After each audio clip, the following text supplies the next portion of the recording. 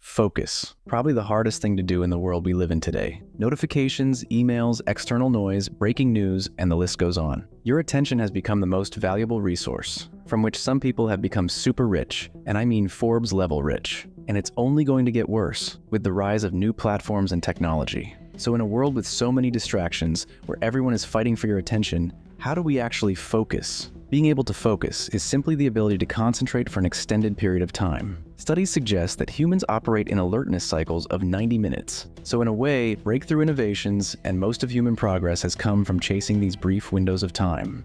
But our ability to stay focused has got worse in the 21st century, with the rise of the internet and pretty much everything moving to online. Whilst working on one task, we're juggling online meetings, emails, instant messaging apps, and of course, randomly checking social media throughout the day. And this precisely is the root cause to the problem, the myth of multitasking. The term multitasking was first published in an IBM paper in 1965 to describe a computer's ability to perform multiple tasks simultaneously. And soon enough, this term became synonymous with humans. But the problem is, the human brain isn't designed to perform multiple tasks at once. And the reality is, neither are computers. It simply switches between programs really quickly, which makes it appear as though it's multitasking. But when we try to do the same, our ability to make meaningful progress in one task becomes next to impossible.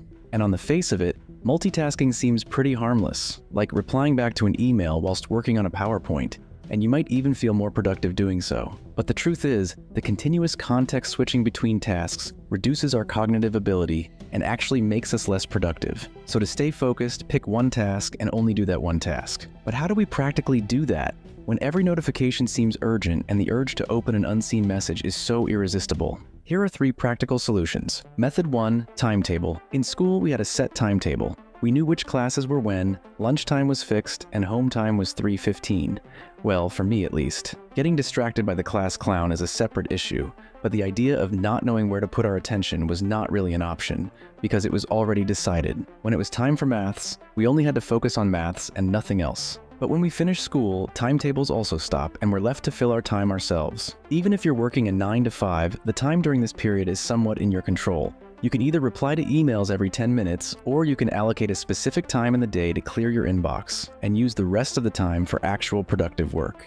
This is also known as time boxing, intentionally carving out time in your day for specific tasks. So during that period, you're just doing that very thing and not brainlessly multitasking. And whilst urgent and unexpected tasks may come up that take you away from your perfect day, but at least you're increasing the odds of you staying productive, rather than getting distracted by every notification. Method 2, alertness windows. So 90 minutes seems to be the alertness cycle for the human brain at the very top end, and this may vary person to person. Some may be able to stay focused for longer, whilst others for much shorter. So why not use this to our advantage when creating our perfect timetable for the day? A popular productivity method is the Pomodoro technique. This was invented in the late 1980s by a university student, Francesco Cirillo, to overcome his struggle with staying focused. And now it's become a key part of the productivity pop culture, with countless apps and videos on this technique. It's simply where you work for 25 minutes, then take a 5-minute break, and then repeat the cycle. Each cycle represents 1 Pomodoro. Another reason why it's so effective is because the human brain loves working towards goals,